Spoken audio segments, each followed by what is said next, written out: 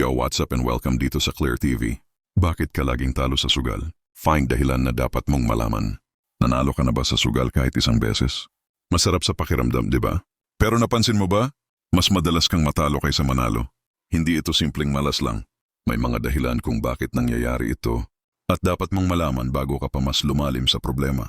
Sa video na ito, pag-uusapan natin ang 5 dahilan kung bakit maraming tao ang paulit-ulit na natatalo sa sugal. Hindi ito para husgahan ang kahit sino. Layunin nitong magbigay kaalaman para makagawa ka ng mas matalinong desisyon pagdating sa pera at libangan. Dahilan number 1, may advantage ang bahay. Karamihan sa mga laro ay ginawa para kumita ang operator sa pangmatagalan. Ibig sabihin, kahit may mga panalo paminsan-minsan, nakaset ang sistema para mas madalas na matalo ang manlalaro. Kaya kung pakiramdam mo ay malas ka, tandaan mo bahagi ito ng disenyo ng laro. Dahilan number 2, emosyon ang nagiging driver ng desisyon. Kapag sunod-sunod ang talo, may tukso na ituloy pa sa pag-asang mababawi ang nawala. Kapag panalo naman, nagiging sobrang kumpiyansa. Parehong sitwasyon pwedeng magtulak sa tao na mag-risk ng higit sa plano. Mahalaga ang pag-pause at pag-iisip bago gumawa ng susunod na hakbang. Dahilan number 3, walang malinaw na limit. Kung walang hangganan sa oras o sa budget, madaling lumaki ang nagagastos. Ang pagtatakda ng limit bago pa magsimula ay paraan para maprotektahan ang sarili at maiwasan ang pagsisisi sa huli. Dahilan number 4, umaasa na babalik ang swerte.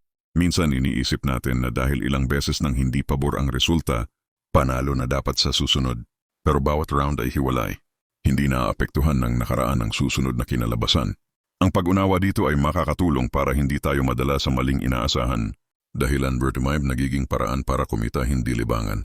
Mas nagiging delikado kapag tinitingnan ang sugal bilang pagkakakitaan. May mga mas maasahang paraan para palaguin ang pera, tulad ng pag-iipon, pag-aaral ng bagong skill, o paghahanap ng dagdag na income na hindi nakadepende sa tsamba. Hindi ka mahina kung pipiliin mong huminto o magpahinga. Mas lakas ng loob ang kailangan para magtakda ng limit at unahin ang sarili mong kapakanan. Kung may natutunan ka sa video na ito, i-share mo ito sa kaibigan o kapamilya, baka makatulong din sa kanila. At kung gusto mo ng mas maraming content tungkol sa smart decisions at financial awareness, huwag kalimutang balik at mag-subscribe. Ingat palagi at piliin ang mga desisyong makakabuti sa iyo sa pangmatagalan.